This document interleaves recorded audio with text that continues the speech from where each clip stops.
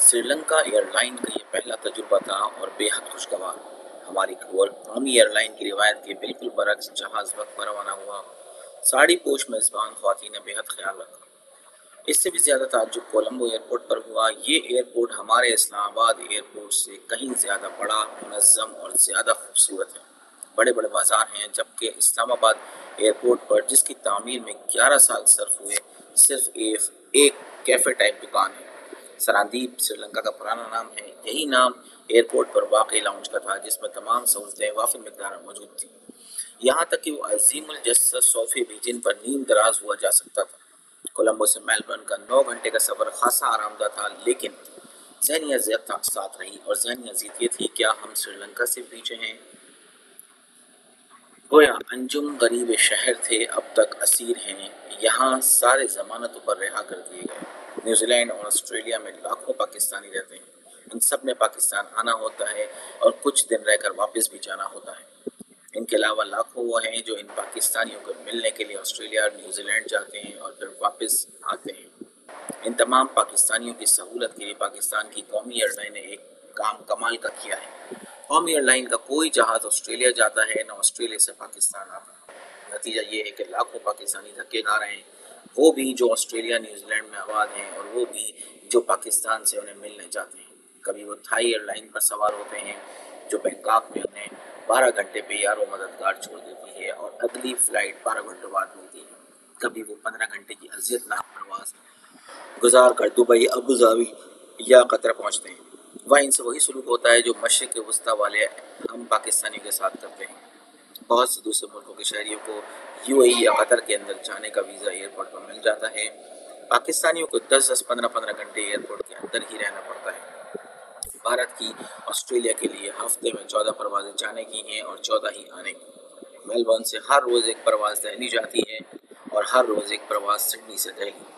چلیے، بھارتیوں کی تعداد آسٹریلیا میں بہت زیادہ ہے۔ 2023 کے اعداد و شمار کی روح سے بھارتی نژاد آبادی آسٹریلیا میں 8.5 لاکھ ہے، مگر سری لنکا سے تعلق رکھنے والے تارکین وطن کی آبادی تو پاکستانی تارکین وطن کی نسبت بہت زیادہ نہیں۔ 2023 ہی کے اعداد و شمار کے مطابق سری لنکا سے آئے ہوئے افراد کی تعداد آسٹریلیا میں 1,58,000 ہے، پاکستانیوں کی تعداد 1,21,000 ہے۔ دوسری طرف حالت یہ ہے کہ سری لنکا سے ہر روز ایک ہوائی جہاز میلبرن آتا ہے۔ اس حساب سے پاکستان سے ہفتے میں کم از کم 4 پروازیں تو آنی چاہیے، تو گویا اس لحاظ سے ہم سری لنکا سے پیچھے ہیں۔ کیا عجب دل دلانا افغانستان، نیپال اور بھوٹان بھی اس میدان میں ہم سے آگے نکل جائیں گے؟ یہاں ایک سوال ذہن میں ابھرتا ہے کہ آسٹریلیا میں پاکستانی سفارت خانے کا اس معاملے میں کیا کردار ہے؟ اوپر جو عدد و شمار دیے گئے ہیں، خوشگوانی یہی ہے کہ سفیر حضرات کے علم میں بھی آئے ہوں گے۔ کیا سفارت خانے نے اس حوالے سے پاکستانیوں کے لیے زور لگایا ہے؟ نہیں معلوم آج کل کون صاحب سفیر ہیں، تاہم چند برس کا تجربہ اتنا برا تھا کہ آج تک یاد ہے۔ ان دنوں ایک خاتون پاکستان کی ہائی کمشنر تھی۔ ان آسٹریلیائی مردوں اور خواتین کی پاکستانی شہریت کا مسئلہ تھا جنہوں نے پاکستانیوں سے شادی کر رکھی تھی۔ خاتون ہائی کمشنر بات کرنے تک کی روادار نہ تھی۔ تب نفیس زکریا صاحب وزارت خارجہ کے ترجمان تھے۔ انہوں نے بات سنی اور پوری کوشش بھی کی۔ سفیر خارجہ جتنے گزرے ہیں، ان میں اس کالم نگار کے تجربے کی روح سے صرف جلیل عباس چیلانی ای میل کا جواب دیتے تھے یا واپس ٹیلی فون کرتے تھے۔ کیا یہ اچھا ہوا کہ اگر آسٹریلیا میں تعینات پاکستانی ہائی کمشنر وضاحت کر دیں کہ اس ضمن میں سفارت خانے نے کیا کوششیں کی ہیں اور آئندہ کا پلان کیا ہے؟ آخر پاکستان کی قومی ایئر لائن آسٹریلیا اور نیوزی لینڈ کے پاکستانیوں سے کیوں ناراض ہو؟ ناراض کیا ہوگی؟ ناراض ہونے کی سکت ہی کہاں ہے؟ ہماری قومی ایئر لائن جو سانس لینے کے لیے خود آکسیجن سلنڈر کی محتاج ہے، جو آکسیجن ہم پاکستانیوں کے خون پسینے کی کمائی سے ہر سال حکومت مہیا کر رہی ہے۔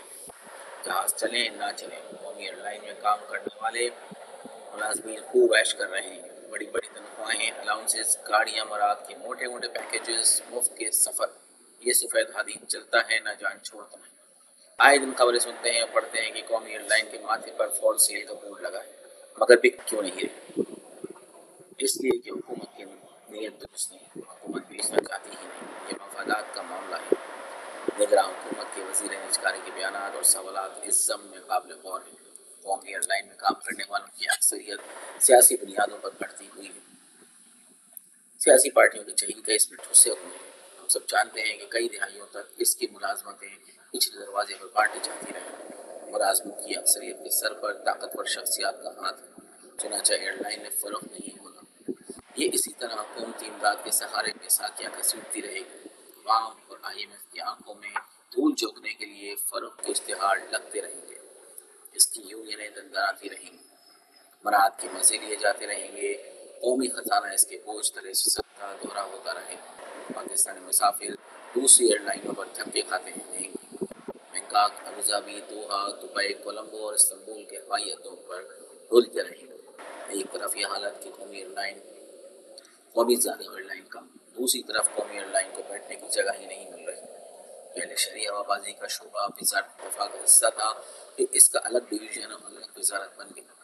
ہوابازی کو الگ وزیر مل گیا۔ ایک وزیر تو ایسا ملا کہ اس نے قومی اسمبلی میں کھڑے ہو کر دنیا بھر کو بتایا کہ اتنے پاکستانی پائلٹوں کی ڈگریاں جعلی ہیں۔ تو ایک گھوڑے نے بم کو لات مار دی۔ دنیا بھر میں اس کا رد عمل ہوا اور ملک کو بے پناہ نقصان پہنچا۔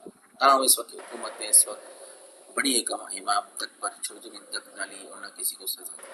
اب شہری ہوابازی کی الگ وزارت کا ایک بار پھر خاتمہ کر دیا گیا ہے اور شعبے کو دوبارہ وزارت دفاع کا حصہ بنا دیا گیا ہے۔ آفرین ہے پالیسیوں کے تسلسل پر اور مستقل مزاجی پر۔ مشرق کی طرف پڑوس کے ملک میں شہری ہوابازی کا نہ صرف مرکزی وزیر الگ ہے بلکہ وزیر مملکت ہے۔ دنیا ترقی کر رہی ہے اور ہم ترقی معکوس۔ آسٹریلیا اور نیوزی لینڈ میں آباد پاکستانیوں کی خدمت میں گزارش ہے کہ افغان ایئر لائن یا سکم ایئر لائن کے جہازوں کی امید رکھیں، مگر اپنی قومی ایئر لائن کے جہازوں کی نہیں۔